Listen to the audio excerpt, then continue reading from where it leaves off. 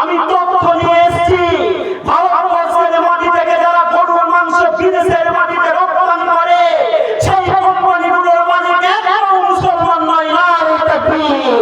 নামগুলো শোনাবো আপনাদের, নামগুলো শোনাবো আপনাদের। আমি চারটা বড় কোম্পানির নাম বলছি, মালিকের নাম যখন বলবো আপনারা ফতোয়া দিয়ে বলবেন যে এটা মুসলমান না নন মুসলমান, মুসলিম না অমুসলিম। একটা কোম্পানির নাম যে ভারতের মাটিতে সবথেকে বেশি বিদেশের মাটিতে গরুর মাংস রপ্তানি করে, নাম তার আল কাবির এক্সপোর্ট প্রাইভেট লিমিটেড। কোম্পানির নাম শুনে কি মনে হচ্ছে?